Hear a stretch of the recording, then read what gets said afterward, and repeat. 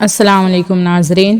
رجب المرجب کا مہینہ بہت عظمت اور بہت برکت والا ہے۔ ناظرین، رجب کا مہینہ شروع ہے۔ رجب المرجب کی عظمت کے بارے میں آتا ہے کہ اللہ تعالیٰ نے رجب کو اپنا مہینہ کہا ہے۔ ناظرین، سال میں 12 مہینے ہوتے ہیں۔ اللہ تعالیٰ نے کسی مہینے کو اپنا نہیں کہا، صرف رجب کو کیوں کہا کہ یہ میرا مہینہ ہے؟ اللہ تعالیٰ فرماتے ہیں، اے نبی، آپ لوگوں سے کہہ دیجئے کہ رجب میرا مہینہ ہے اور شعبان میرے نبی صلی اللہ علیہ وسلم کا مہینہ ہے اور رمضان میری امت کا مہینہ ہے۔ تو ناظرین، اس مہینے کی عظمت اور برکت کو دیکھتے ہوئے ہمیں اس کی قدر کرنی چاہیے۔ اس مہینے میں ہم گناہوں سے بچے، غیبت سے بچے، چغلی، جھوٹ، شراب، زنا اور ان تمام گناہوں سے بچے۔ آج یہ ارادہ کریں کہ اس برکت والے مہینے میں ہم نہ کسی کی غیبت کریں گے اور نہ کسی کی غیبت سنیں گے انشاءاللہ، اور جتنا ہو سکے اتنی عبادت میں چستی لائیں گے، نمازوں کی پابندی، ذکر اذکار کی پابندی کریں گے انشاءاللہ۔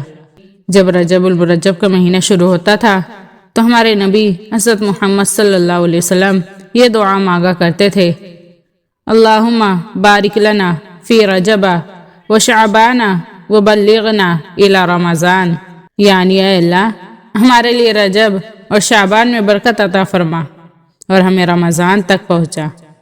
تو ناظرین، ہم ہمارے نبی صلی اللہ علیہ وسلم کی اس سنت پر عمل کریں، اور اس مہینے میں ایک رات ایسی ہے کہ اس میں آپ صلی اللہ علیہ وسلم کو اللہ تعالیٰ سے ملاقات کا شرف حاصل ہوا تھا، اور وہ بابرکت رات 27 رجب کی ہے۔ ناظرین، اس رات کی وجہ سے اس مہینے کو اور زیادہ عظمت والا کہا گیا ہے۔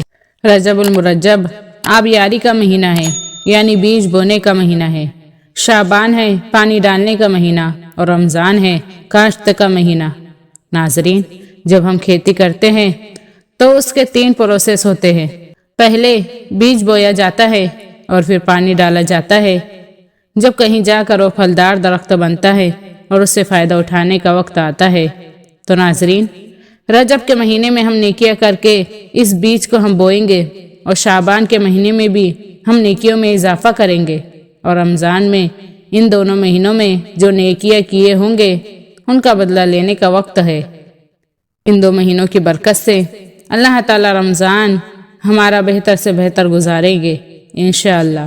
ناظرین، ہم ابھی سے رمضان المبارک کی تیاری شروع کریں۔ اگر ہم ابھی سے ہی نماز کی پابندی، ذکر اذکار کی پابندی کریں گے تو انشاءاللہ رمضان المبارک کے مہینے میں ہمیں بوجھ نہیں لگے گا، بلکہ ہمیں رمضان المبارک میں اور مزہ آئے گا۔ نیکیاں کرنے میں، عبادت کرنے میں ہم خوش دلی سے عبادت کریں گے۔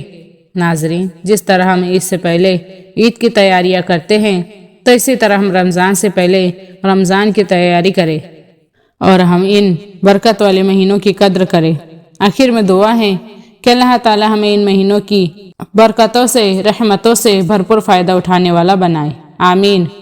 یقیناً آپ لوگوں کو ویڈیو پسند آئی تو ویڈیو کو لائک اور شیئر کریں اور چینل کو سبسکرائب کریں۔ اللہ حافظ۔